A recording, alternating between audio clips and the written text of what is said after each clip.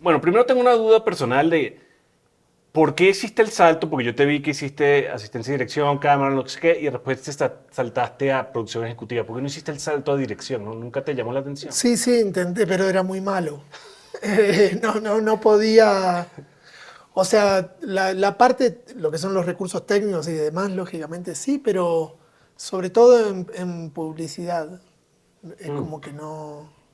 No sé, no terminaba de engranar. En un momento me di cuenta que era más creativo, quizás desde el lado de producción y logística, que. Porque eso es muy loco. Pasa algo en este negocio donde todo el mundo que comienza estudiando y trabajando en lo que sea, o quiere terminar siendo director de foto o director porque ve como los cargos que son los que mandan. Esa es la ilusión de fuera porque no necesariamente es así. Pero tú, ¿cómo lo ves?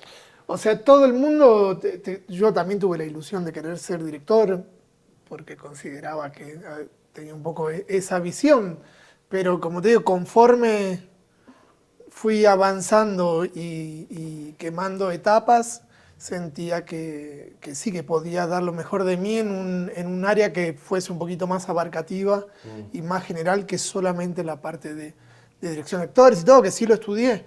Y me empezó simplemente me empezó a despertar más curiosidad en eso que ser simplemente director.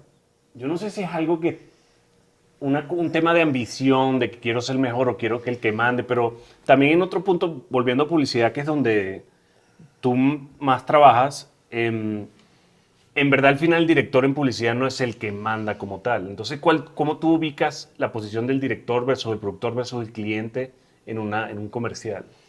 O sea, no, bueno, hay una dirección creativa que claramente depende del director. Yo desde mi lado, desde la experiencia, puedo aconsejar o recomendar ciertas cosas, incluso que en ciertos aspectos son por eso es ejecutivo, porque puedes tomar decisiones ejecutivas, pero me parece, sí creo importante que haya una fluidez en el diálogo entre todas las cabezas, tanto de agencia, puede ser creativa, con el director principalmente, y en mi caso, lógicamente desde la logística o ver qué es lo mejor para el proyecto, ¿no? Y cuando estás haciendo un comercial, ¿cómo juega la elección del director? O sea, depende, es un poco un trabajo en equipo.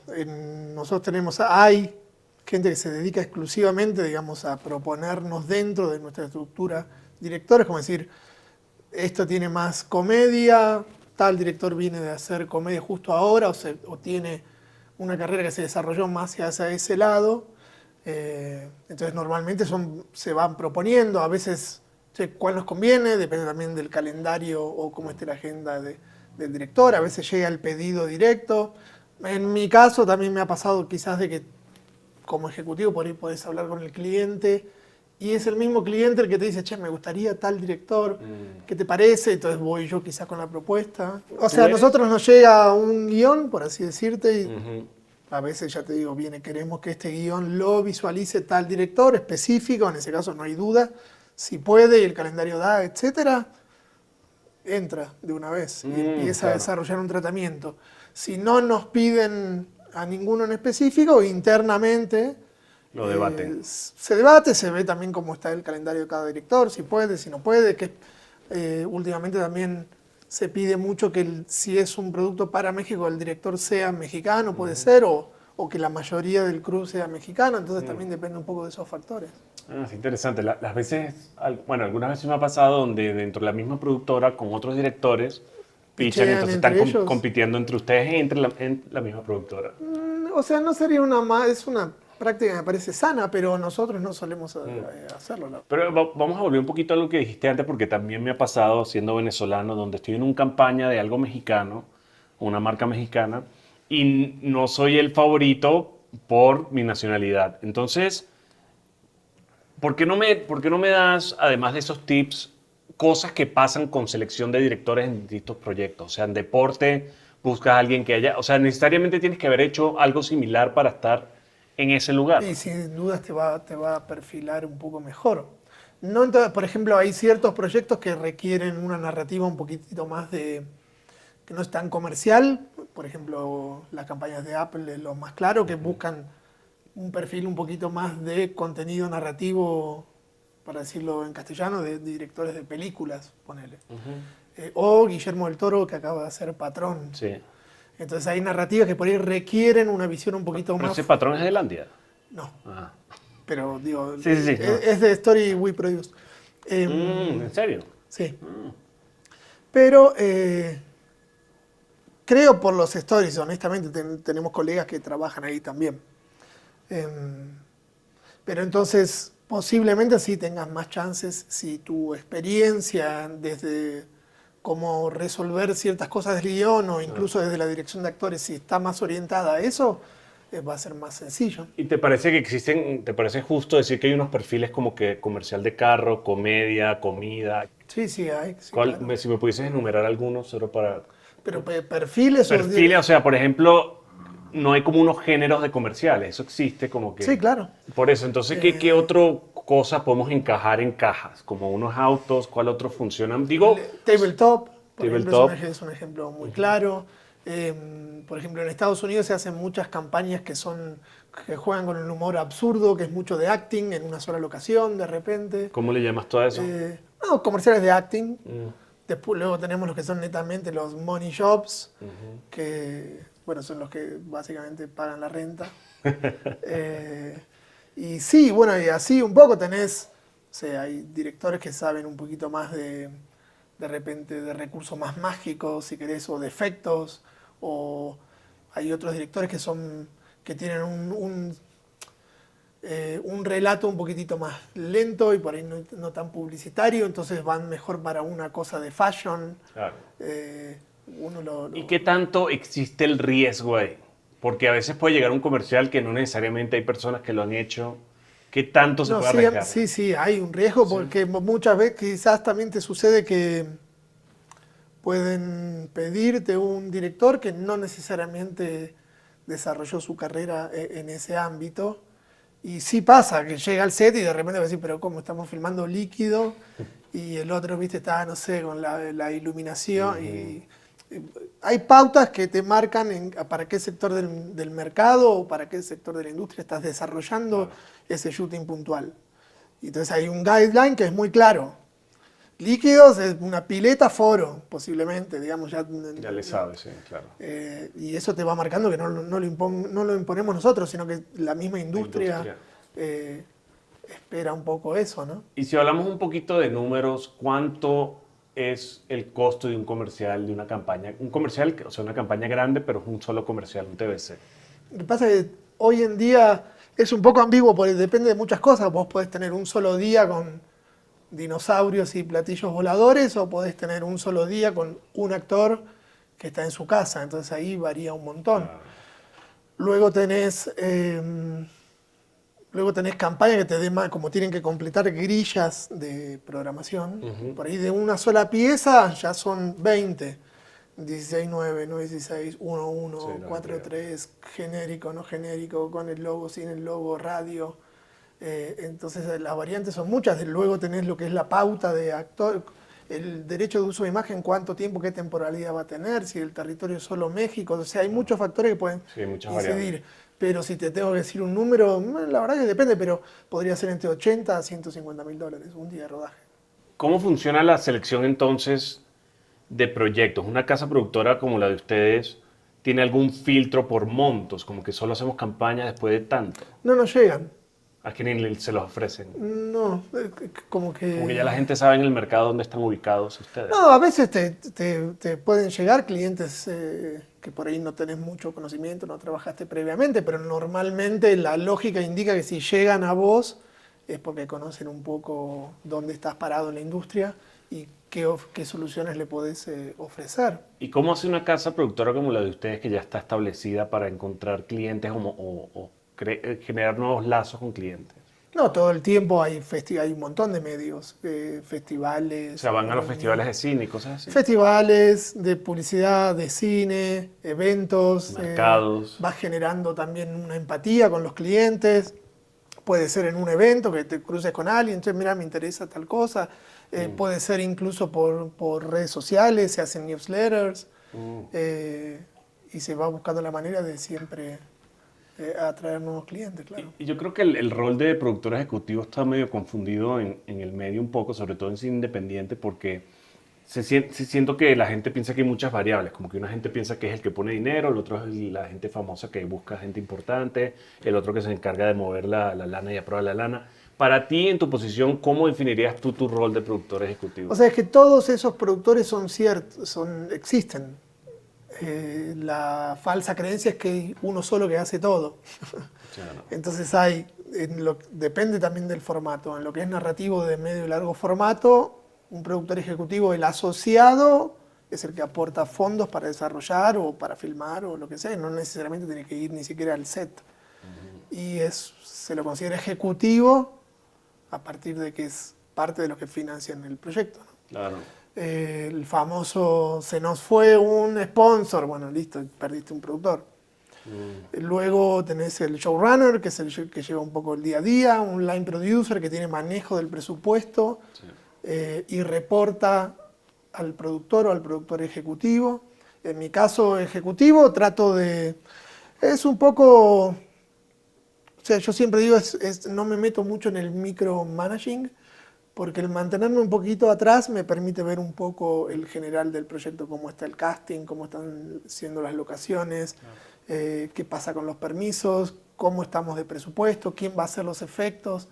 Te da una visión un poquito más general y bueno, y justamente al ser ejecutivo es quien tiene la última palabra. Claro. Y en el caso dentro de la casa productora, obviando el cliente, ¿cómo funciona la jerarquía ahí entonces? Digamos, en los cargos más altos. Bueno, nosotros tenemos ahí una directora de producción que tiene a su cargo varios productores que también son ejecutivos. Para todo lo que es mercado nacional, luego está Managing Director, lógicamente está por encima de nosotros. Cada oficina en cada país tiene esta misma estructura o muy parecida. Y bueno, en mi caso estoy un poquito más orientado a lo que son los servicios para afuera, lo que llaman servicios de producción.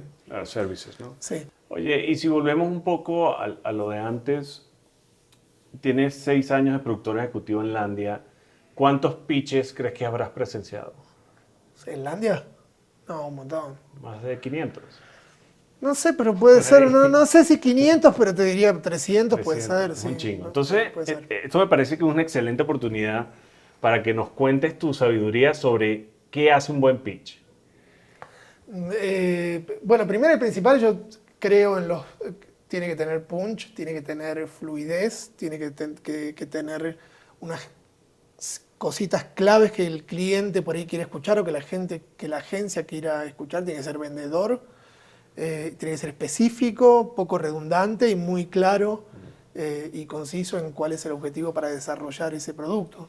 ¿Cuánto crees que debería durar un buen pitch? O sea, hoy, bueno, cada vez hay menos tiempo, pero creo que 45 minutos sería como lo ideal. 30 minutos con los contenidos, depende de lo que tengas que pitchear. Claro. Si es un 10 segundos, por ahí en media hora es suficiente, pero creo que para tener un spam de atención, que luego la gente con la agenda que tiene hoy no se tenga que ir o no los pierdas, y al mismo tiempo puedas desarrollar esa historia, que además prepararlo lleva 10 días, digamos, el research, etcétera.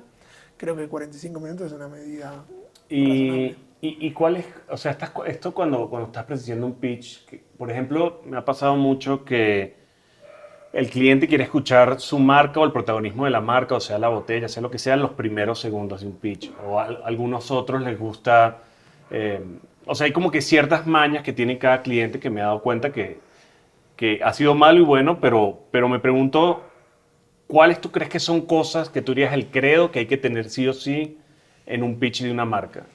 Bueno, te puedo decir las que seguro no. ¿Cuál es? Por ejemplo, si vas a filmar una bebida alcohólica, decir el chico lo agarra, listo, chao, ya te vendió. Porque hay una norma muy clara que entonces ya hay, no todos, pero hay casos que dicen, este no entiende nada, ¿me entendés?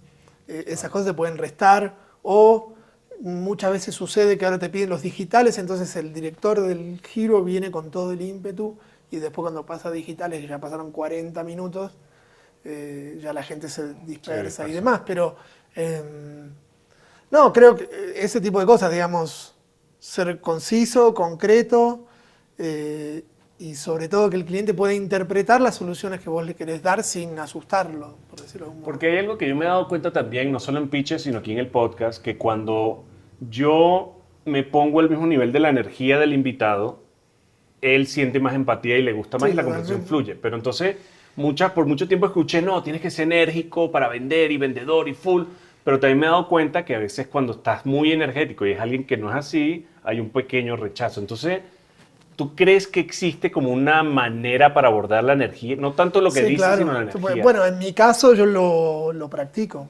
Veo la gestualidad, trato de conocer un poco quién es la persona, cómo se sienta, dónde se siente, cómo se vistió, de qué color, qué le gusta, es obsesivo, no es obsesivo, trato de interpretar siempre. ¿Y esto De cuándo lo tener- haces antes, previo a eso? Previamente me dicen, vas a trabajar con Enrique, ven como, ok, listo, voy a las redes a ver quién es, cómo se viste, cómo se va a ver la luz, dónde vas a O sea, estar. lo stalkeas al Sí. cliente. ¿Pero este es el cliente o el director? Yo me fijo con quién voy a trabajar y qué es lo que voy a hacer, sí, claro.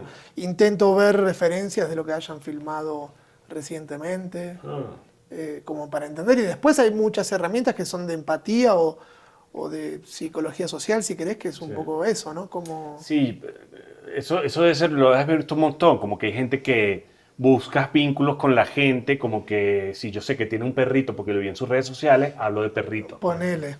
Eso podría ser un tip, pero principalmente también hay gente que te ha dicho, hablas muy rápido, no te estoy entendiendo. Entonces ahí inmediatamente uno tiene que sintonizarse a la frecuencia de la persona a la que le estás hablando. Por ejemplo, algo que hacen muchos los comediantes, sobre todo cuando están reajustando su stand-up, es que ven en qué momento del stand-up interactúan con gente, ¿no? Y como que hacen ese refresh para que la gente se vuelva a activar.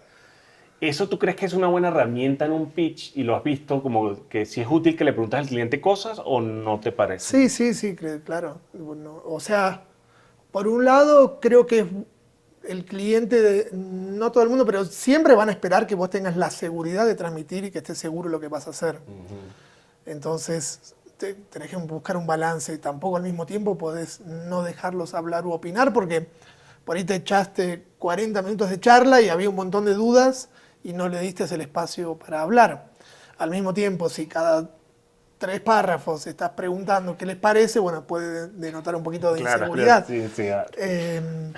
Pero sí me parece que es importante entender qué es lo que dice el cliente, que al final es quien entiende también su marca, ¿no? Qué difícil, porque tú crees que en tu trabajo, siendo service o siendo cualquier otro tipo de interacción en el medio, ¿cómo tratas de abordar esas interacciones personales con gente pesada, ya en persona, no en llamada ni un pitch, sino ya en persona? ¿Tratas de crear una pequeña amistad o exploras, lo tanteas? ¿Cómo es tus modos operandi? O sea, no, primero que nada, siempre con respeto y sin miedo, digamos, no. Yo en mi caso particular, digamos, ya no tengo tanto. Pero no, siempre, aunque sea pesado o no pesado, digamos que vos digas, bueno, tiene su fama. Primero que nada, con respeto, sin ser invasivo y también respetuoso de los tiempos de ellos y también espero lo mismo. Pero creo que ya a mí me pasa puntualmente, y esto no quiero decirlo por ego ni nada, porque cuando hablan conmigo también un poco saben con quién van a hablar, si es que ya me conocen, entonces en el sentido de... Claro, saben que no eres un pendejo. Es claro, hay algo que pasa siempre, por ejemplo, me pasa a mí, che, llamo a un cliente, ponele, no te contestan, ¿no? Entonces vas y le decís al jefe, che, ¿no? Y a él sí le van a contestar.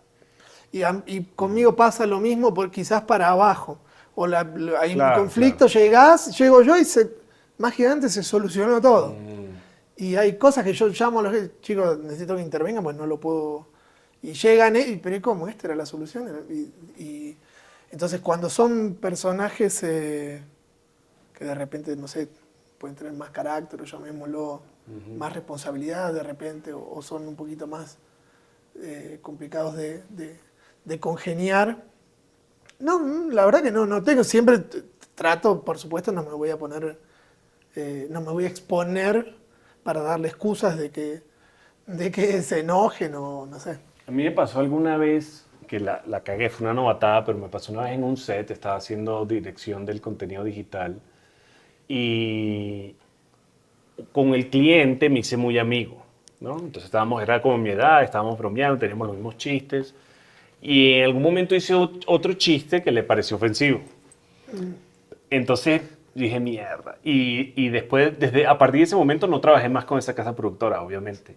Y me pareció raro porque en el momento pensé, güey, si él está haciendo ese tipo de chistes, yo lo puedo hacer también y así vamos. Pero en definitiva siempre es sano Mantener como una cierta distancia. Digo, después hay casos, a mí me ha pasado de clientes que me terminé haciendo amigos. Y che, vamos a comer unos tacos. Pero en definitiva, siempre es bueno guardarse una cierta línea profesional. Sí, claro, yo lo aprendí por las malas desde ese momento. ¿Tú tuviste alguna experiencia con...? No, o sea, haberla cagado, la cagué 1.000 millones de veces.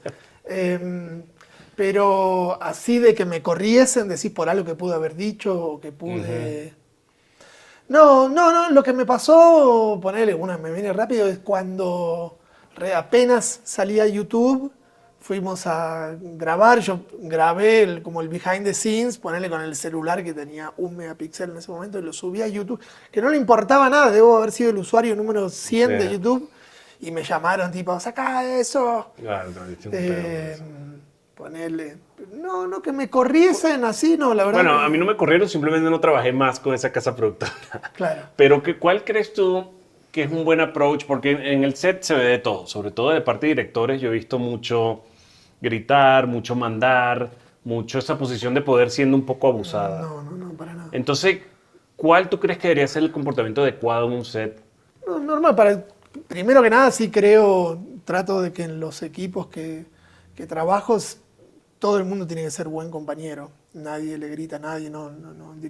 O sea, sí había, sobre todo en los 90, cierta tendencia que en realidad es una deformación profesional de la vieja escuela. ¿De qué? Claro, porque antiguamente vos, digamos, para ser asistente de cámara tenías que tener o tu tío era asistente de cámara, o alguien en tu familia hacía cine, y así era como casi en cualquier rubro. Y sobre todo en los 90, realmente no sé qué se debe, pero sí era una escuela muy dura, además que el workflow era diferente. Ibas a los callbacks con una VHS de los edits y una bolsa enorme con 20 tapes de todo el bruto del casting. Pero a mí personalmente yo no permito ni gritos, ni mal compañerismo, ni no sé, tendencias abusivas o querer hablar mal de un compañero. No, para mí no. Sí, es complicado porque como que yo creo que hay una percepción distorsionada un poco de gente que está fuera del medio de cómo funciona un set, porque si bien hay un productor y un director que son cabezas o cliente, a mí me parece que es un trabajo en equipo que la única manera que las cosas salen bien es cuando hay el trabajo en equipo. En un comercial es un poco distinto porque es algo más rápido, pero en ficción tú te das cuenta que hay directores que tienen una película buena y tienen 80 malas. Y te dices, ok, aquí tenía el crew indicado y el guión indicado y todo indicado, y en las otras 80 algo pasó porque no funcionó la química. No, a veces puede ser simplemente no haya una química, puede pasar, porque en definitiva son grupos humanos. O mismo puede haber roces entre integrantes del crew, pero que es normal, digo, eso es parte del devenir. Yo creo una vez que entras, esa familia que entra como... los que cayeron, esto lo de la Sociedad de la Nieve. Entras al set, Peliculón, ¿eh? entras al set y la única manera que puedas sobrellevar toda esa aventura es con la ayuda de todo el equipo. Claro. No hay forma de que lo puedas hacer queriéndote imponer o diciendo, bueno, hay veces que sí el equipo necesita de algún modo que vos le marques ciertas pautas o por dónde ir. Puede suceder, claro. o, a ver, una situación podría ser en el apuro se va la luz y ¿qué hacemos? ¿A dónde vamos? Entonces ahí aparece el productor y dice, listo, se filma acá con este fondo y este actor, punto. No, pero listo, ya. ¿Y qué pasa si tienes un director que se le fue el fusible y quiere filmar, pero es que... No, sí, que hay un conflicto en el set y no le está gustando la actitud, porque claro, ya estás ahí, ya tienes el director. O sea, ¿te ha pasado que el director creativo ocupa el rol de director y el director lo echa? No tan así, o sea, sí me ha pasado esa situación, el director viene y me dice, sacámelo encima. Pero no, creo que dialogando nunca me tocó esa situación tan extrema. Sí me ha pasado de estar en una reunión y presentábamos el casting y ya habíamos presentado mucho casting, como más de 100 personas para un solo rol. Y bueno, la situación fue escalando en el momento que yo en ese momento era asistente de dirección. Y los directores mismos dijeron, listo, hasta acá llegamos, y se levantaron y nos fuimos. Y bueno, después pasó una semana hasta que nos volvieron a llamar y se entregaron los peluches y demás. Pero sí, eso fue una situación extrema, pero después lo otro no. También por eso, depende del momento, por ahí es normal, el director tiene mucha responsabilidad y puede pasar que en su momento se vea desbordado. Sí, me ha pasado un par de veces. Y que tanto ruido, porque en definitiva somos 120 personas que buscamos hablar con él. Y encima le tiene que quedar perfecto. Entonces, puede ser, pero no, creo que la mejor manera de abordar es una vez que... Es como un partido de fútbol, ¿viste? Después todos terminan siendo amigos de nuevo. Sí. Y bueno, cuando pasa la situación, los llamás a un lado, hablas más tranquilo. ¿Qué pasó? Che, por favor, esto o aquello. ¿Qué tanto espacio para invención y creatividad hay en el set en estos comerciales tan...? Tanto lo que le permite el presupuesto. O sea, sí existe porque no probamos este plano y probamos este plano. Lo que pasa es que normalmente, gracias a Dios, se invierte bastante tiempo en el research. Porque ir a improvisar en el set es lo más peligroso que te pueda pasar. Pero creo que dependiendo, también yo les digo muchas veces, podemos hacer esto y depende de ustedes, no tanto de mí. Yo soy el administrador de una cantidad de dinero que me dan y el responsable de que esto suceda bien, en tiempo y en forma. Entonces, en la medida que ellos, no sé, en lugar de 3 dinosaurios pidan uno, bueno, posiblemente alcance para el platillo volador. Si no se puede todo de todo. Entonces, lo mismo pues sucede con el tiempo. Si ellos quieren, porque sí pasa a veces que el mismo cliente dice, ya está, ya la tenemos, y el director empuja para hacer otra y otra y otra. Bueno, si eso se extiende o sucede en cada toma que vas a filmar y después querés filmar un poco más y no, se acaba el día, listo, punto. Sí, es una locura. ¿Cuál es el llamado más largo que has hecho? No, yo normalmente no me gusta filmar más de 14, 16 horas, pero sí hace muchos años sí tuve llamados de 26 horas. ¿Qué te pasa? Y dormíamos ahí en el piso, en una manta, atrás de un decorado, y te reemplazaba a alguien y volvías. ¿Cuál es? Porque yo siento que al final hay que traducir un poco lo que el cliente quiere hacia el director, o el mismo director traduce, pero sí hay una traducción entre cliente y producción, digamos. Porque yo siento que muchas veces el cliente dice algo y pide algo y muchas veces no entiende cómo ejecutarlo, qué significa, entonces... A mí me gusta intervenir yo en la medida para dejar que el director se concentre en set, en poder hacer lo suyo y avanzar. Y creo que a partir de haber trabajado en cámara, en producción, asistente de dirección y tal, tengo las herramientas para poder explicar o traducir qué es lo que está sucediendo en el video assist al cliente. Hay algunas situaciones que puede pasar que siempre es bueno, igual que el director se acerque también él a explicar un poquitito qué es lo que estamos filmando, qué toma, qué viene, ¿no? Eso siempre reconforta un poco, hace sentir contenido al cliente y no se siente ahí solo, aparte, viste, un loco que pide cosas. Sí. Pero no, es una tarea que yo me encargo bastante. Normalmente me quedo con el cliente y le voy explicando y me acerco con el asistente de dirección. ¿Y qué tan frecuente en estos proyectos donde ya está todo storyboardeado, todo está listo, qué tan frecuente es que el cliente dé ideas para ejecutar? No, todo el tiempo. Ok, y eso se traduce o se puede traducir en promedio cuántos planos por comercial que no estaban planeados. O sea, no, tenés que, digo, lo mismo, no podés ser tan rígido, decir, no hay tiempo para eso. Pero tampoco sí, lo que tú quieras. Lo vas surfeando, digamos. Y hay veces que puede efectivamente tener razón en lo que él solicita o lo que pide, porque en definitiva sabe qué marca está representando o se supone que debe saber. No, sí, también depende si es... O sea, si todo se desarrolla y la dinámica va bien y todo, uno siempre tiene, creo, tener más anuencia a decir, che, bueno, dale, me pidió una toma más. o me pidió hacer una variante de esto. Pero si decididamente, a mí me ha pasado, si decididamente sé que va a ser un problema para la logística o para el plan que tenemos que completar, no, sí prefiero ponerme firme y decir, señores, tienen 10 minutos. ¿Cómo ves tú ahorita la industria que todo, bueno, no sé cómo le ha afectado a Landia porque por supuesto estaba en otro lugar, pero como que siento que los presupuestos se han ido recortando cada vez más. Entonces es una cosa de economía mundial también que ha pasado, pero también me he dado cuenta cómo en los equipos, incluso los fabricantes como Sony, saca la Burano, Cook saca los SP3, que son como equipos de muy buena calidad, pero con un rango medio de costo, a nivel de costo. ¿A ti te parece que la industria está yendo a un lugar donde está abaratando costos un poco en este tipo de contenido de comercial? Creo que la industria encuentra recursos más eficientes, que no necesariamente tienen que ser más baratos. Lógicamente hay una contracción en todos los presupuestos por, como decís, un tema de economía global, la coyuntura actual, etcétera. Pero no creo que necesariamente lo querramos hacer más barato. Creo que sí hay una necesidad de encontrar recursos más eficientes que también tengan una relación con el finish que vos querés dar, digo, porque no tiene sentido usar una Alexa 35 con anamórficos si es un video para Instagram.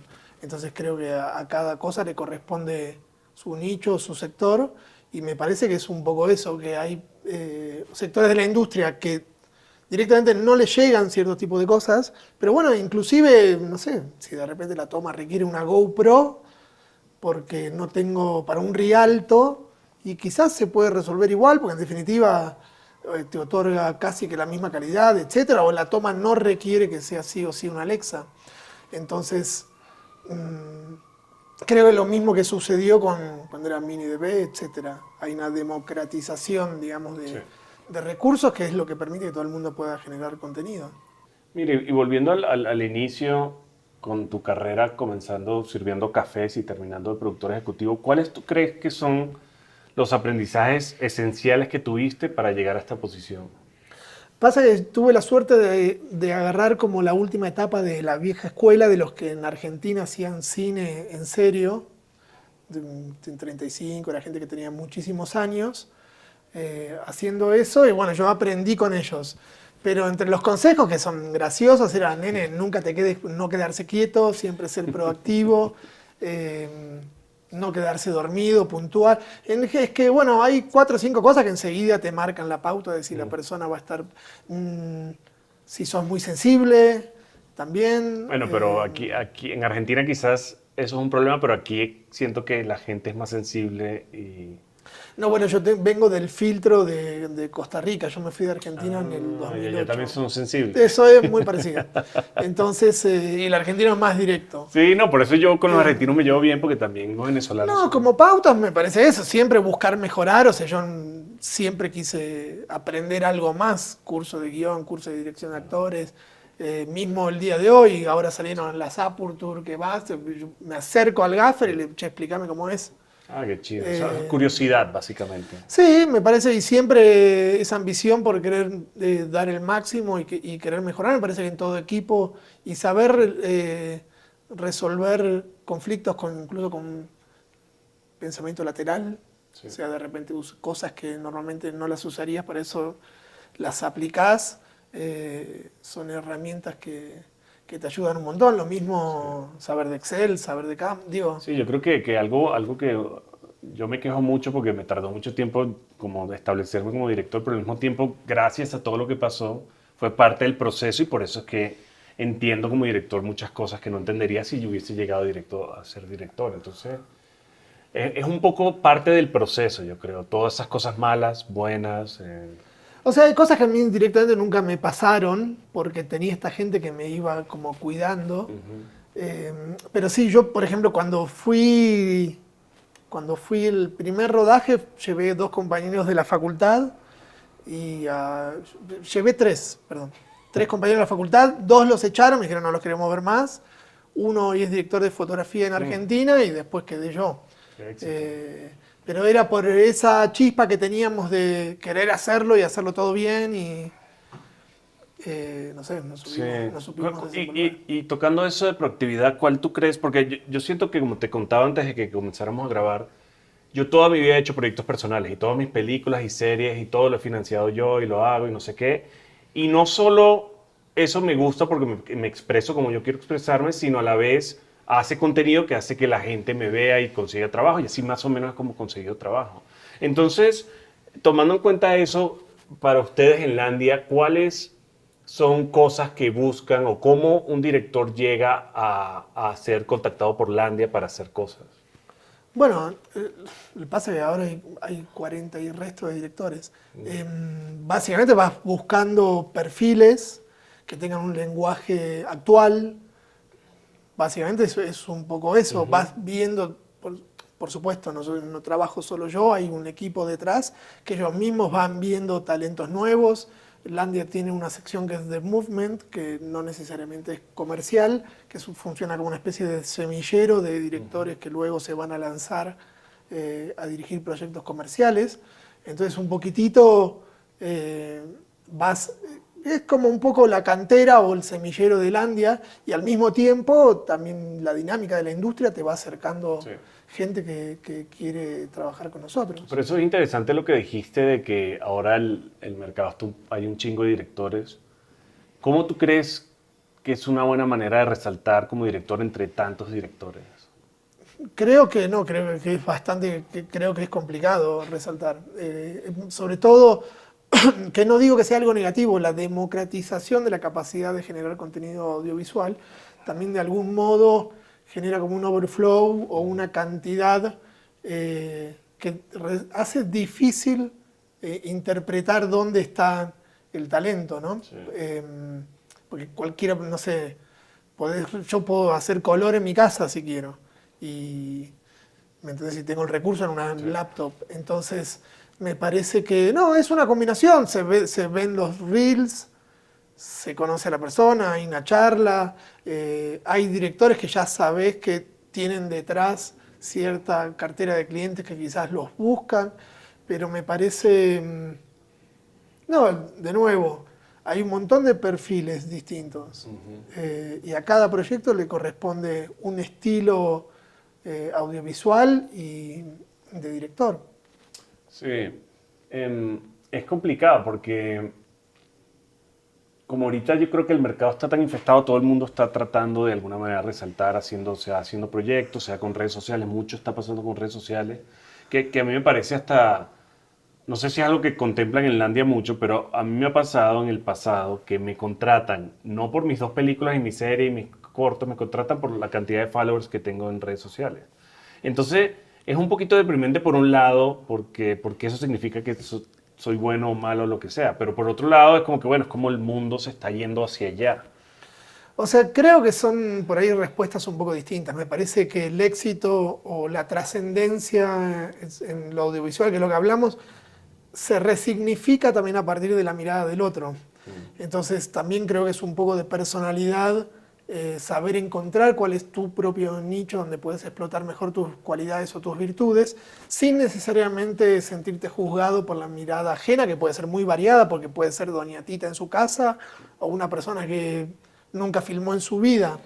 Entonces, de nuevo, creo que se resignifica a partir de la mirada del otro. ¿Cómo hacer para destacar? Bueno, constancia, mantenerse estudiando, aprendiendo, generando contenido, y lógicamente sabiendo surfear el medio y los contactos que uno puede llegar a tener. Sí, ese es otro tema, como que yo me di cuenta a muy tarde edad, creo yo, bueno, después que emigré a México y tuve aquí ya un tiempo, de que en verdad, si no todo, casi todo se trata de los contactos y la gente que conoce y a quién conoce y cómo lo conoce. Y puede ser el mejor, y yo conozco unos artistas que son los mejores en lo que hacen, pero por no conocer a nadie, porque son unos ojetes, unos puñetas, entonces no están donde deberían estar. Pero ¿cómo tú ves ese peso que tienen las relaciones públicas en este negocio? No, bueno, es un medio que lógicamente se nutre de las relaciones públicas. Sin lugar a duda tenés que tener, por eso no es solo una cosa la que te va a hacer trascender el común o la línea media del mercado. es un grupo de cualidades que uno tiene que juntar y saber desarrollar, entre ellas las relaciones públicas, que de repente antes tenían un poquito más de peso, porque era muchísimo más difícil entrar al medio, hoy es bastante más sencillo. Sí. Y incluso vos generás un video, te contacta un cliente por Instagram, listo, punto, salteaste 10 millones de pasos. Sí. En mi caso, si no conocía a alguien que me llevase a un set, etcétera, era muy difícil. Pero me parece que, como todo, es un medio que ya de por sí es estresante, tiene una carga horaria bastante larga, entonces creo que saber relacionarse de una manera sana con tus colegas, creo que siempre te va a ayudar, porque ¿por qué querrías trabajar, digamos, con alguien de repente que sabes que... Sí, nadie. O sea, yo siempre dije, yo antes cuando editaba, apenas llegué a México, yo decía que conseguía más trabajo porque le caía bien a la gente que por lo... O sea, yo sí creo que soy buen editor, pero sí sé que las relaciones públicas y el ser amigable con la gente es lo que me conseguía el Bueno, trabajo. también tenés el caso de, este no hizo nada, pero es el amigo de... Pero También, bueno, también. Por también supuesto. puede pasar, pero yo considero sano que sí, que tengas llegada, que tengas, no sé, puedas asistir al evento de un colega, vas a un cumpleaños, vas a un festival, todo eso también. Sí, digo, lo veo sano, creo que es importante, por supuesto. Yo creo que todos nosotros los que estamos involucrados en el arte, de alguna manera, estamos yendo a nuestro calling, ¿no? Lo que llaman los gringos el calling, nuestra razón de existir en el universo. Es medio hippie, pero sí siento que nosotros nos empuja algo, los artistas, que no terminamos de entender quizás hasta que somos muy, o nunca lo entendemos, pero La experiencia es un peine que te regalan cuando te quedaste calvo. sí, exactamente. Entonces, tú por lo que me contaste al inicio y lo que estábamos hablando antes, ¿tú crees que tú tienes un motorcito y tienes una razón de estar involucrado en todo esto? O sea, es lo que encontré desde chico, te decía, esa cámara mágica que no sabía cómo se generaban las imágenes ahí y conforme fui encontrando mi espacio, lo que a mí en mi caso me motiva es hacer cosas que lleguen a mayor cantidad de personas y que estén bien hechas, que de las que yo me pueda sentir también orgulloso, decir, mira lo que hice, no por mí, pero mientras más desafiante es, me siento más motivado a poder hacerlo. No, creo que es eso, creo cómo llevar a un ápice, cómo llevarlo a la cúspide de lo que yo hago, sin morir en el camino, ¿no? ¿Tú crees que tú tienes algo que aspiras a hacer ahora en este momento de tu carrera que sientes que es todavía lo que te falta para Creo que me gustaría explorar un poco películas o contenidos más largos? un poco más largos, quizás ficción o ¿Y cómo va documental. eso en tus planes? ¿Cuál es el plan?